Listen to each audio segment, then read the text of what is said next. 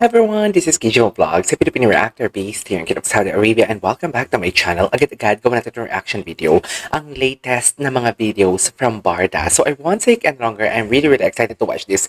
Okay, kung andito kayo para mag-chismis, walang chismis for today's video. We won't gonna entertain the said bashers, the said fake news peddler, and everything. Basta ang masasabi ko lang, if the shoe fits, feel free to wear it.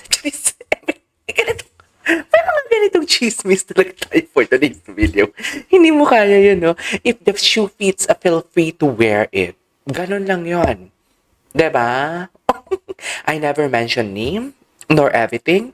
Wala akong mention name kapon, o diba? Yan yung sinasabi ko sa inyo na dapat kung gumawa kayo ng chismis and everything, don't be specific. Kasi ibabalik yan sa inyo. Ibabalik yan sa inyo. I cannot confirm nor deny sa mga lalabas na mga chika and everything. Basta ako, if the shoe fits, feel free to wear it. Yun lang yun. Di ba? Kaya kailangan kasi hindi lang kayo content ng content. As a legit content creator, ako I can consider talaga as a legit content creator. I'm not that something like paparazzi lang na magtatanong-tanong ng mga kung ano-ano sa mga sources ko, no? Tapos ibabalita dito, tapos isang content lang. No. 'Di ba? Kung nakikita nyo, aligaga ang lola nyo for today's video. Yung iba nga nagtatampo na. Dami ng chika. Dami sa comment, kung makikita niyo, bakit palagi na lang Barda? Ganon. K-Deluxe naman, Dondal naman, Francet naman. Ang dami. 'Di ba? Kung nakikita niyo yung mga IG stories ko, Mick Jill yun. Kung kilala niyo si Michael Sager and Jillian Ward, isa sila sa mga promising love teams. Ang Isagel nga and Julie Bern, napapabayaan ko na din. So basically, yun yung sinasabi ko na parang hindi lang ako yung chismis ng chismis. Kung nakita niyo yun, kung nakita niyo yung IG story ko ngayon sa Instagram, tingnan nyo, verified yan na. Pero hindi yan yung source ko sa Barda. May kanya-kanya akong source. Si Mami Dora is a personal assistant of Michael Sager. So basically, kung may mga kwento man and everything, wala pa naman akong chismis na tinatanong sa kanya. Wala pa naman akong chismis na tinatanong ko sa kanya. Wala lang. Gusto ko lang ipahiwatig sa inyo na I have connections. So, ang yabang ko, no, hindi ako nagyayabang. It's just that I am telling you guys na I have illegitimate source. Okay? I have friends in both networks. Ang sabi ko nga sa inyo, walang chismis tayo makukuha sa mga friends ng mga artista. Walang ganon. Doon tayo sa mga nagtatrabaho sa kanila, around them. O diba, kung nakikita ninyo, Mommy Dora even shared my story about even promoted my, what do you call this? YouTube channel or reaction video kahapon sa Mick Jill. So basically, she is the personal assistant of Michael Sager, yung partner ni Jillian Ward ngayon sa May Ilonggo Girl. Kasi nakakaloka. They are really sweet. They are really sweet. Tsaka hindi ako nakikipag-friend just sa mga, alam mo yung tipong basta chika-chika lang na parang nakasama niya lang sa isang upuan tapos feeling niya kilala niya. No. Hindi ganun yun. Hindi ganun yung tipong kung gusto mo maging paparazzi or chika channel, hindi ganun yun. Diba? It should be something like verified, may mga verification badge dapat and everything. Dapat ganun. Diba? Dapat ganun yung mga sources natin. Ayoko na lang mag-talk. Basta, if the shoe fits, feel free to wear it. I never mention names and everything. Kung tinamaan ka, bahala ka. Basta ako, gagawa ako ng content. Anyways, congratulations kay David. Alam mo, eto ha, wala naman sanang mali eh. If that is your content, okay, that is your content. But the problem is, there are some people manipulated. Mahihina ang loob. Hindi nag-think critically, should I say, na nadadala sila sa kwento. Na parang, alam mo yung sinabi mo lang na hindi kasama sa Valentine's, ang chika na nila, ay kasama. Ang sa utak nila, ay baka may ibang babae. Alam mo yung advance mag-isip, pero palyado.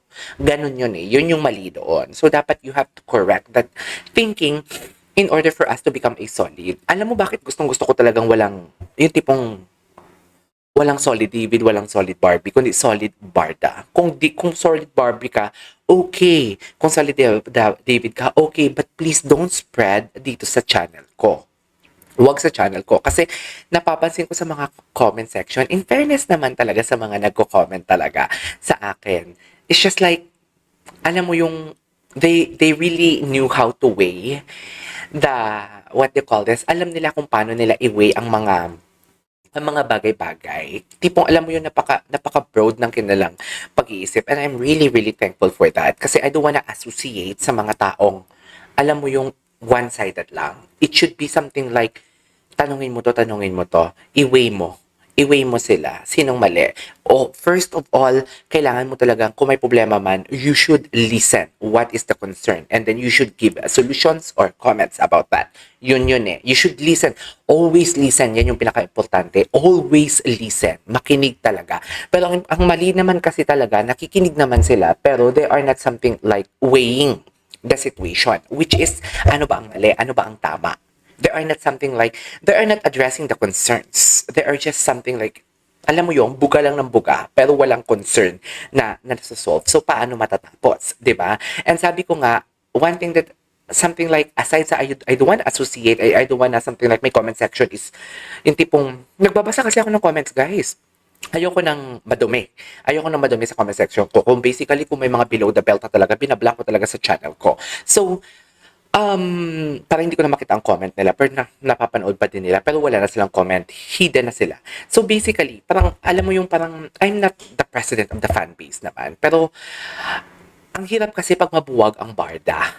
Kung David ka, kung Barbie ka, pero huwag ka magalat sa comment section ko, kasi nakakaano yan eh, infectious siya eh, parang alam mo yung, oh my God, buti sana kung positive yung ini-infect mo sa kanila, pero negative, tapos nadadama yung ibang tao. So, ang importante kasi is bankable ka.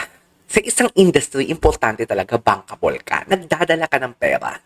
'Di ba? So, kung mabubuwag ang barda sa mga chismis and everything, of course, ang mga endorsement, ay, wait, may chismis na nangyayari. You remember Maris Lacal? Nagsiatrasan ang mga ano sa kanya, ang mga endorsement. Kasi may mga chismis. So basically, if you're throwing hates to Barbie, if you're throwing hates to David, lalo na kung dumadami sila, alam mo yung maa-alarm ang isang, how do I say this? Maa-alarm um, ang isang kumpanya. Yan kasi yung importante. Hindi lang yung producer. Lahat nagpo-produce ng movie and everything. Kung hindi bankable, mas lalong hindi sila visible. 'Di ba? Kung hindi sila visible, parang balik na naman. Paano hindi sila visible, hindi sila bankable, they are not something like bringing revenue to the network, bringing never revenue to to to endorsement. Yan kasing importante. Our support is giving them opportunity to give to receive them for another projects. Gets nyo ba yon? Kaya alam mo ito, mga importante ito eh. Kahit sabihin mong school awards ito, like ang mga estudyante, meaning to say, well-known sila.